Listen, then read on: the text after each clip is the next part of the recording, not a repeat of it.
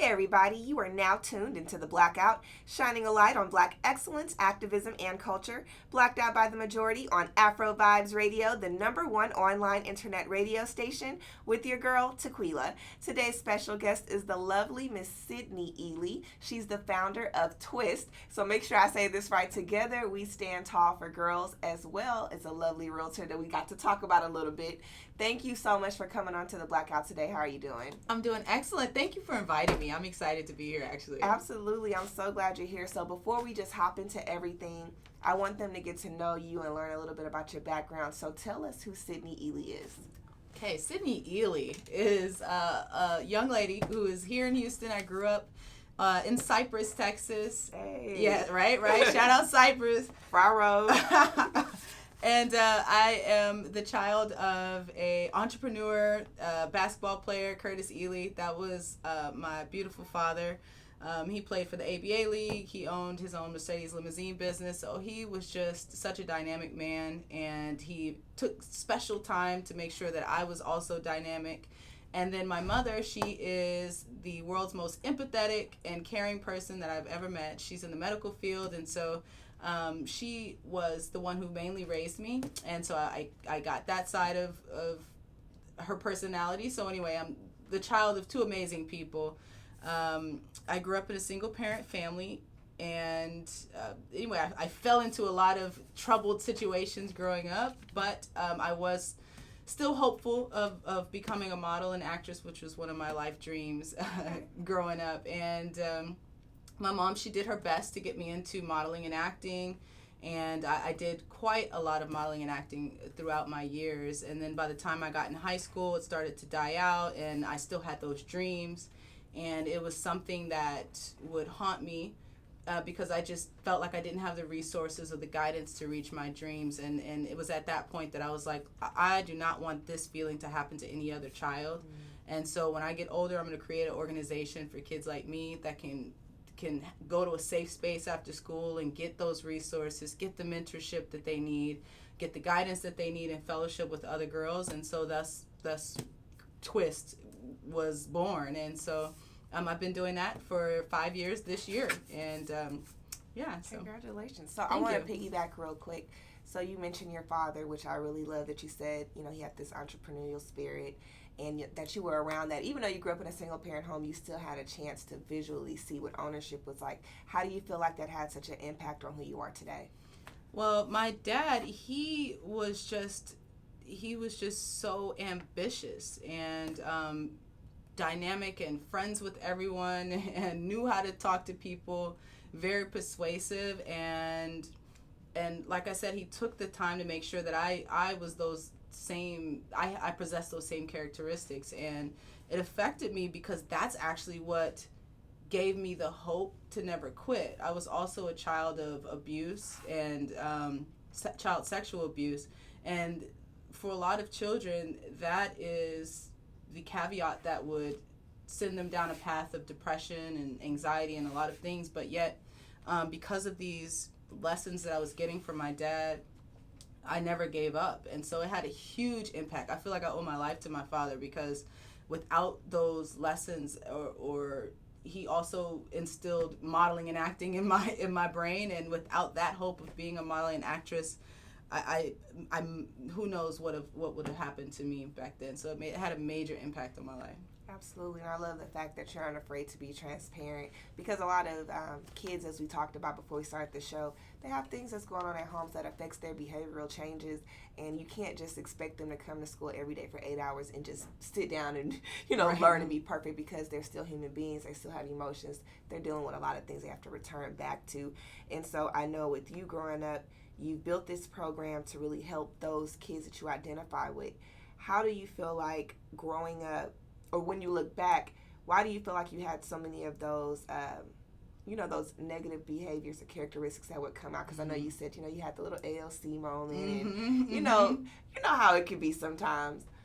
I felt extremely lonely and neglected, and I felt, useless when I was a kid, because a lot of people were abusing me and treating me as if I was worthless. And so those thoughts started to be embedded in me when I was a child, and it just came out in certain ways, like I felt useless, I felt worthless, and so in turn I didn't care about certain things. I didn't care about my behavior. I was really angry that I was being abused, and it really did seep out in different ways. I didn't have self-worth, and I didn't care for myself, so I was doing all the things, drugs and things like that, when I was a teenager. And it's just, that's how those things seep out. They seep out in so many ways. They have major effect on my life. Do you think mental health plays a big factor in a lot of these kids' lives, even though they are just children, but they are taking on a lot of adult things as well, which may contribute to those, negative behaviors? No, I completely agree that mental health and wellness and wholeness, feeling whole, has a huge impact on child's behavior, and it's very clear. So it's very clear when you see a child who comes, she's angry, she's crossing her arms, she doesn't want to talk, she's like giving off this like don't talk to me, I'm problematic persona.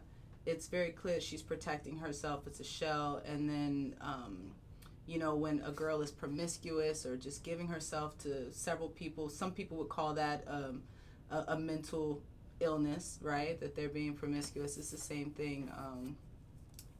So yes, I do believe that mental health plays a huge role in the way children behave. So tell us about TWST for girls and how you actually initially started this organization and what inspired you to do so. TWST started back in 2014. TWST is something that was a dream of mine that I've had since I was a kid. And like I said, some of your dreams will haunt you, and TWST indeed did haunt me. And one day I was just laying there, and the name TWST for Girls came into my head, and I say it came from God. And I got up, I wrote it down, and I just pondered on it. I was overthinking, and then I talked to one of my friends. He's like, "What are you doing overthinking? Like, just, you could have helped like 20 girls by now. What are you doing?" And so I was like, you know what, you're right. And so I asked a couple of my coworkers, like, hey, can we all just pitch in $20 so that we can get supplies for the first TWST event? And that's what we did. And I started going into neighborhoods, because I'm also a realtor, and seeing kids wandering around the neighborhoods where it looked like they weren't supposed to be. And I'd go up to them, I'd say, hey, take me to your mom. Like, where's your mom at? I have this organization I want to tell her about. So the kids would take me to their parents, and I'd say, hey, I have this organization that I'm starting, and I'd like your child to join, this and that. And so that was the humble beginnings of TWST. And so now we've grown to serve, and that was like 7 children how we started, but we've grown to serve over 60 kids, over 80 kids amongst all of our programs. We have our cultural and intellectual programs. We have our juvenile correctional programs, our mentorship programs, our parent enrichment programs now, which are helping the parents to focus on what matters the most, which are their children. So we're getting all of those other factors out of their minds. So financial literacy, credit, home buying, things like that occupy their minds, that they got to go to work for all the time, and the kids become undersupervised, or they feel also neglected. We're helping the parents with that as well. But it's grown to astronomical, I say right now, even size, so as far as impact. So anyway. So what's the overall mission and goals of TWST? TWST's mission is to bring resources and guidance to young ladies who may not have it otherwise, and expand the minds of these young ladies so that they may go forth and be great, and so that they can go forth and reach their goals. Our vision is that the young ladies will go on through life and continue to spread this message of one, giving back, because that's what we're doing as adults. We're giving back to these youth. But 2, never giving up. So that's what we do at TWST, is we help make sure that these kids grow up with the resources and the guidance that they need. What are some common issues that you've noticed amongst these young girls that they're all battling, or that they have similar that they're battling? And in what ways have you been able to assist them in overcoming, or just giving them the skill sets or the life skills to be better? Financial literacy for sure is one of the skills that a lot of the children lack. They get $1 and they go spend it on Cheetos or whatever. Promiscuity, and anger issues, things like that. I think I wouldn't call them just like the typical teenager, but you know, a lot of teenagers go through these issues. Some of them are more so than others as far as being angry or being disadvantaged. But anyway, there's several things that these children are battling. Some are in foster care or in the state. Some of them are wards of the state or incarcerated for robbery, assault, murder, things like that. So it's a variety of young ladies are who we serve. Absolutely. And I love the fact that you mentioned that you do help the ones that are incarcerated or in juvenile detention centers, because for me personally, as we discussed that school to prison pipeline system, it's so, I hate to say it, it's so prominent in the urban community, especially in the black schools. And we see that the enforcement is a lot more tougher than when you go to other neighborhoods and areas for the same types of behaviors. And so with that being said, what has been the feedback from those girls that are there? Are they starting to feel like, okay, there is an opportunity for me when I get out of here? There are other avenues. Yes, those girls are so beautiful.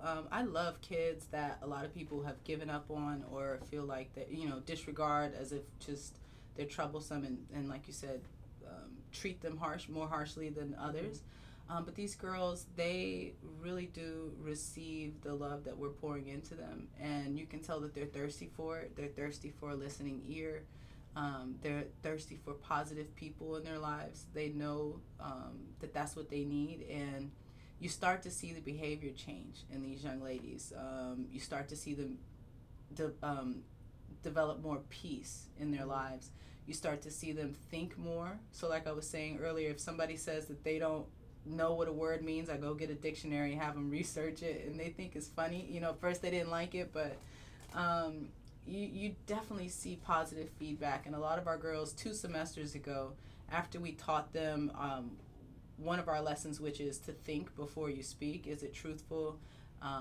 Is it helpful? Is it inspiring? Is it necessary for me to say, or is it kind?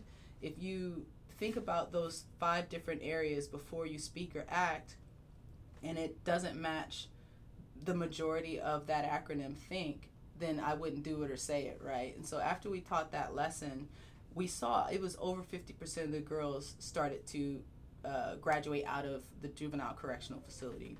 And definitely the change of behavior was very apparent after that. That's so amazing. I'm glad that you've done that. And just you being a human being and working with these girls as a collective,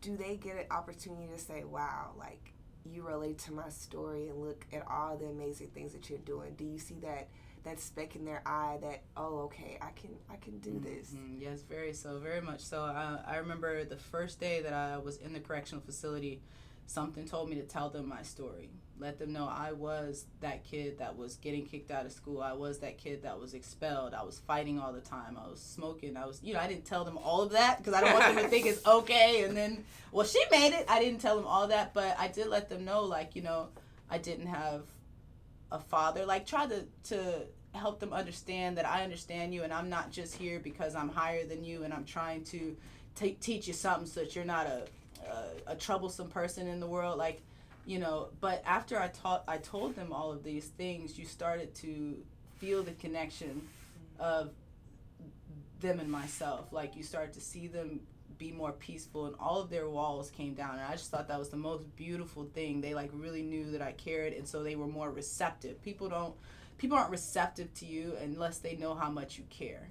Yeah. So, yes, for sure. Well, I want to be able to go more into some of the programs that you have, your upcoming events, and just a couple of more things that you have going on, but we got to go to a quick commercial break. But when we return, we will continue our show. Until then, you guys are listening to The Blackout, shining a light on Black excellence, activism, and culture on AfroVibes Radio, the #1 online internet radio station, with your girl, Tequila.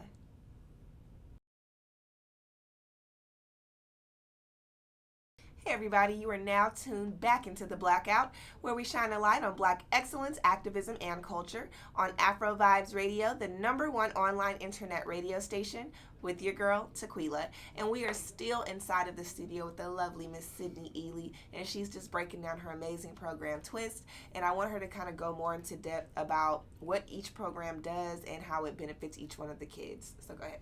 Awesome. So our main program is the core program. So within the core program, we have 4 key elements. We have our mentorship, which each girl is matched with a professional woman who is already in the career field that the child wants to be in. And she provides her the support, the structure, and the dedication and attention that she needs one-on-one. And then we also have the life skills development. And in the life skills development, we just develop skills like financial literacy, public speaking, confidence, culinary skills, mechanical skills, everything that a young lady needs to be well-rounded. And then we also expose girls to intellectual and cultural experiences. So with that, Broadway shows, ballet, STEM programs, travel, college tours, and things like that. And we also have these scholarship programs. So once our core girls get into the 11th and 12th grade, we offer them the scholarship program. And within the scholarship program, we have dedicated mentors who help the young lady research their majors. We help them apply for college, apply for scholarships, and also teach them very crucial elements to college, which are sexual health. And we also teach them self-defense within the scholarship program, just overall general health, so that we can eradicate that freshman 15. But those are 4 elements to the core program. And then within the core program, what we have coming up as far as the intellectual and cultural experiences are the International Service and Learning Program, in which we're taking our girls to Ghana. And they're going to go over there and they're going to learn history, and they're also going to bring resources to children who are economically disadvantaged there as well. So why did you find it so important to have that trip in Africa? Okay, so I went to Africa last year, and I discovered that Africa is the most beautiful country in the world. The people there are the most beautiful people in the world. They're peaceful, not even just peaceful, they're hardworking, diligent, they're not aimless. Everyone has direction. No one's just sitting around without direction. And so I also learned history, like firsthand history, learning about the things that international relations and affairs that we don't learn when we're here in America. And I was just so inspired to help the other young ladies get this enrichment and this enlightenment, because when I came home, I was a whole nother person, and I want to see that transformation with our kids. And I think it's very crucial that these children are connected to heritage, culture, the motherland, because there are studies that show that when you are connected to heritage and culture, you tend to do better in life. And so that's where we're going to start. We're going to start with our kids, reconnecting them to their heritage, their culture, and teaching them international affairs, building confidence through travel. And that's why Africa, and why not go to the motherland first? A lot of our girls, the majority of our girls are African descendants, and that's why Africa first. And I feel like that's so important and valuable, because I have traveled at a really young age. When I first traveled, I was 12, but I've never been to Africa. And I've been to all these other countries, and I didn't realize that not understanding your history and where you come from has such an impact on who you are and who you become. That's heavy. Because then you detach yourself from reality, right? Correct. You start doing things like, oh, I'm Black, I'm not African. You start disassociating yourself from all these different things. And just being here at AfroVibes, I found that interconnection with them. And I think it's a great thing that you're taking them there, because here in public school, we start off at slavery as history. Correct. They don't take us anywhere past that. They don't teach us about traditional values. They don't tell us about spiritual, not religious, but spiritual traditions that they carry, like the Orishas and things like that. And I want kids to understand that they don't just have a history, they have substance. Like, we come from substance. And you're never going to get that here just in America. We discussed the ignorance behind it all. But I just think that's so amazing that you did that. And I'm going to assume that a great portion, of the girls are probably from a more urban background, probably African American. We'll say that, African American background. how did the students feel about being able to travel? Because I know some of them probably never even left Houston before. So they were, to use their word, lit. They were very lit about the travel situation and very eager to go. A lot of them were apprehensive just because of the narrative that you get of Africa. They were afraid. A lot of them asked, well, is it going to be flies and stuff around? Poverty, poverty and things like that. And so I dispelled a lot of those rumors, but I'm like, you got to go to see it. But yeah, everybody was excited. The parents were excited. The mentors were excited. Everybody saw the value. And the kids, they just like associated Africa with food. So like we had to go and teach them lessons and things like that. But I think everybody was pretty much excited and a little apprehensive, just as you would if you were going to Europe for the first time. So absolutely. And then I know you also do a camping trip that you mentioned. So what all do they do on a camping trip, and what purpose does it serve? So the camping trip is teaching them life skills, and as far as surviving outdoors and building fires and building tents and teamwork, really, because it took literally their whole team to build these tents, to build the fires, to cook the food. So it's subliminally teaching them that teamwork, that camaraderie. We're going through spending the night outdoors together. So subliminally we're going through this scary thing together. And it also taught them about environment and loving the environment, which in turn will help them love themselves, because the environment is them. So it taught a lot, and a lot of the girls loved it. We had over 40 girls who came to our camping trip, and we did night hikes, and we learned the different constellations in the sky, and told campfire stories and things like that. Made marshmallows. It was really, really, really great for bonding. And I like the fact that it teaches them how to be self-sufficient in certain types of ways, how to be independent. Not saying that they have to be independent from men, but just being able to do things for themselves, because you don't know what type of situation you could be in. And another thing I just want to piggyback on is when you mentioned when they go to college for the seniors, you teach them about, sexual health education.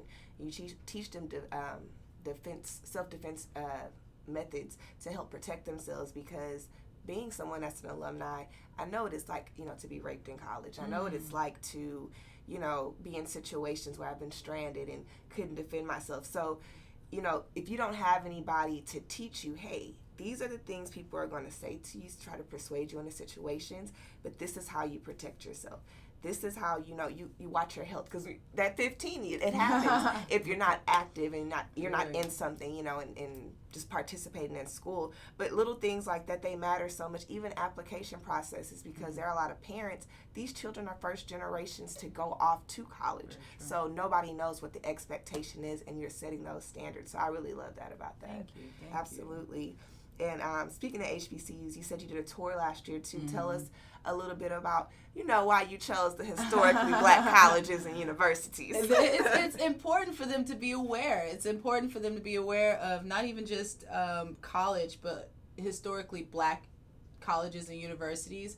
And I chose those because, again, these are pouring into the black community is going to uplift these girls, right? And so our Hbc College Tour last year was beyond my wildest dreams, and I can't wait to do it again this year. We took them across the United States to the different HBCUs in the southern states. So Spelman College, Clark Atlanta University, Xavier University, Tuskegee University. And then not only that, a part of our college tour, we introduced them to historical sites, landmarks, and history, period. So we went to Martin Luther King's memorial, taught them about the real history of Martin Luther King and what he stood for, what he died for, what his thoughts were versus what they're just going to learn in school. It goes beyond that. And then we also took them to all the historical restaurants where the civil rights movement planning happened. So Dookie Chase's in Louisiana, Le Petit Marché, where some of the most famous people go. Barack Obama, he loves that restaurant there in Atlanta. But so we incorporate black history and things like that to teach them beyond slavery, just like you said, because if you believe that you were a slave and that's what you came from, then you're going to be okay with where you are now. At least I'm not a slave. No, I want to show you the greatness that you are. These strong universities, these elite universities are not known as party universities. So we don't visit any party universities. And then we also teach that history to show them that they're beyond slavery, and everything that your ancestors do or did, so that you could have these opportunities, so that they can have that pride. So it's all about building pride, setting them up for the future, and pouring into their communities. Absolutely. Well, not to toot my own horn, because I did go to Prairie View A&M University, the second oldest institution in Texas. It was a PVU, though. Is that what y'all said? Yeah, we say PVU, before, but now we under the A&M system. Okay. But I'm glad that you said that, because even like with Prairie View, with it being so old, it was originally a plantation that they turned into a HBCU, which is so important, and they have a slave graveyard there that the students can actually visit and just learn, some educational things. But I'm glad that you said that, because sometimes in our culture, I feel like we put more value on PWIs, for those that don't know, private white institutions, versus our own educational facilities. And I feel like HBCUs are perfect for us because it gives us a cultural experience that we'll never get anywhere else. Right. Especially for someone like me. I've been at different schools, but going to South Springs, it was a lot more diverse, leaving from Hastings. So it was a different cultural experience. I'm not going to say shock, but going to Prairie View, man, it just taught me to love myself. You know what I'm saying? Very true. I seen so many people that look like me, and they wasn't just doing bad things. They was going to school to be somebody. They was learning some things, and sometimes you need that. You need that type of, that standard in your life. So I'm glad that you do that as well. And so to your accomplishments, you listed a couple things. Like you said, you have 80 girls across 3 of your programs. You have mentorships. And with the mentors, why was mentor so important in finding those professional women to be able to speak with them and have a relationship with them? Why was mentorship important for them? I think mentorship is important for them, not even just because, to say parents aren't enough. The mentorship is a supplement to the parents' enrichment that they're getting at home. And it's important because these mentors are the women who already walk the path that the child is about to walk through, right? So the parent may not have been a doctor or a pediatrician, and so it may be harder for her to help that child get to where she wants to go if that pathway is dark for her. It can be done. But we want to ensure that these children reach where they want to go in life. And so it's so important that you have that positive guidance. And for a lot of our kids, and for a lot of kids, period, they'd rather listen to someone outside of mama and daddy first than they do mama and daddy. So that's another reason why we're there, because we know that. We understand that. And so as not right as it is, we're going to take advantage of that situation and put someone positive who's walked the path that the child wants to go in right there for her, give her the guidance and the love that she needs. Absolutely. And so for those out there who are interested in either being volunteers or actually getting their kids into these programs, how can they actually find out more information? You can go to twistforgirls.org, and it's spelled TWST, the number 4, girls.org. And you click Get Involved, and you can either join our support team, join our Enroll in Twist, or join our mentorship team. Okay, now I'm going to give you 30 seconds. You got to tell us why people should enroll their girls into your program. Go. You should enroll your child into Twist for Girls because you will see astronomical development with your child. You will see your child transform to become more well-rounded. You will see her become more peaceful, more at peace with herself, more self-confident, more for team versus for self. And you start to see these young ladies moving towards their goals and receiving opportunities that a lot of kids frankly don't receive. And it's a free program. You don't have to pay a dime. Just show up and be consistent and fundraise whenever we need you to, but for the most part we take care of everything. And is there any advice that you can give out there for anyone that might want to start an organization to help out younger kids or younger kids who may be feeling uninspired at the moment? So for people who want to start organizations for themselves, I think it is very crucial that you get with either a business planner or you get with somebody who's already walked that path, or just be very serious about building that foundation first before you start getting children and adults involved in it. Building a foundation as far as getting your paperwork all together, building a foundation as far as getting your curriculum and your business plan together, because when you build it, they will come, and if you're not ready, they will leave. So it's very important. And for kids that are feeling uninspired, join TWST. That we're here for you. And not even just join TWST, find someone, one of your educators, one of your teachers. Ask your parents to find programs like ours, and get you the help that you need. Be proactive about getting the help that you need.